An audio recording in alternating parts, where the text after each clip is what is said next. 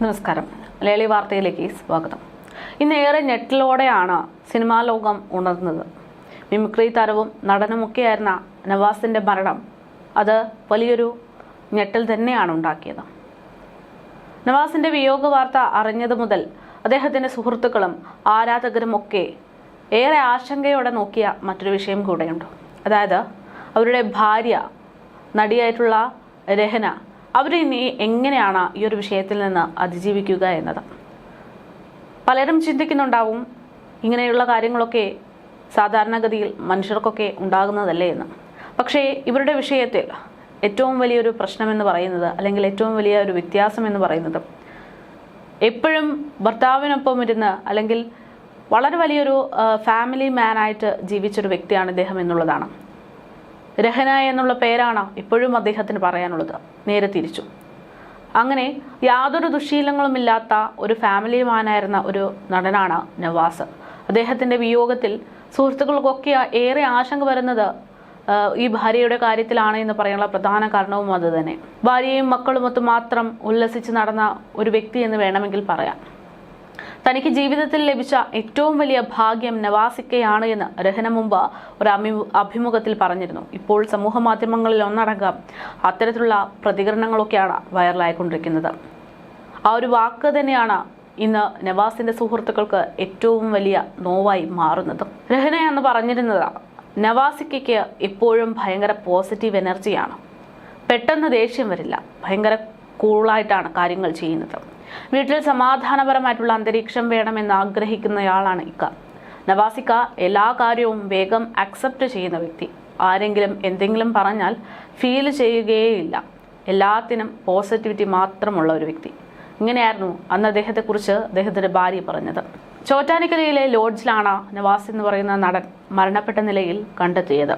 ഷൂട്ടിങ്ങിനായി എത്തിയതിനിടെയാണ് നവാസ് മരണപ്പെട്ടത്. ഷൂട്ടിംഗ് ഏകദേശം പൂർത്തിയായി കഴിഞ്ഞിരിക്കുകയായിരുന്നു എന്നാണ് വിവരം. അതായത് നവാസ് ഉറപ്പ് നൽകിയ എല്ലാ കമ്മിറ്റ്മെന്റും അവസാനിപ്പിച്ചതിന് ശേഷമാണ് ഈ ലോകത്തോട് വിട പറഞ്ഞിരിക്കുന്നത് എന്ന് വേണമെങ്കിൽ പ്രൊഫഷണലി പറയാൻ പറ്റും. എന്തായാലും ഏറെ രാത്രി ആയതോടെ മുറിയിൽ അനക്കമില്ലാതെ കിടക്കുന്നത് കണ്ട് സംശയം തോന്നിയ ആളുകളാണ് എന്താണ് സംഭവിച്ചത് എന്ന് അറിയാൻ വേണ്ടി അന്വേഷിക്കാൻ എത്തിയത്. ഇതിനിടയിലാണ് ഇങ്ങനെ ഒരു അപകടം ഉണ്ടായിട്ടുണ്ട് എന്നുള്ള കാര്യം മനസ്സിലാകുന്നത്. നവാസിന് ആരോഗ്യ പ്രശ്നങ്ങൾ ഉണ്ടായി എന്ന് മനസ്സിലായതിന് ഉടൻ തന്നെ സ്വകാര്യ ആശുപത്രിയിലേക്ക് അദ്ദേഹത്തെ എത്തിച്ചിരുന്നുവെങ്കിലും അദ്ദേഹത്തിന്റെ മരണം സ്ഥിരീകരിക്കുകയായിരുന്നു. ഇപ്പോൾ പോസ്റ്റ്മോർട്ടം റിപ്പോർട്ട് പുറത്തു വന്നിരിക്കുകയാണ്. തുടക്കത്തിൽ ചില സംശയങ്ങളൊക്കെ ഉണ്ടായിരുന്നുവെങ്കിലും ഹൃദയാഘാതമാണ് മരണകാരണം എന്നുള്ള സ്ഥിരീകരണത്തിലേക്കാണ് പോസ്റ്റ്മോർട്ടം റിപ്പോർട്ട് എത്തിയിരിക്കുന്നത്. ചോറ്റാനിക്കരയിലെ ഹോട്ടൽ മുറിയിൽ നിന്ന് ആശുപത്രിയിലേക്ക് കൊണ്ടുപോകുമ്പോൾ കലാഭവൻ നവാസിന്റെ കൈകൾക്ക് അനക്കമുണ്ടായിരുന്നു എന്നാണ് മണിക്കൂറുകൾക്ക് മുമ്പ് ഹോട്ടൽ ഉടമ സന്തോഷ് പ്രതികരിച്ചിരുന്നത്.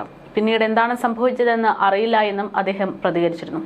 കഴിഞ്ഞ ദിവസം രാത്രി 8:45 ചോറ്റാനിക്കരയിലെ ഹോട്ടൽ മുറിയിൽ ബോധരഹിതനായ നിലയിൽ നവാസിനെ കണ്ടെത്തിയത്.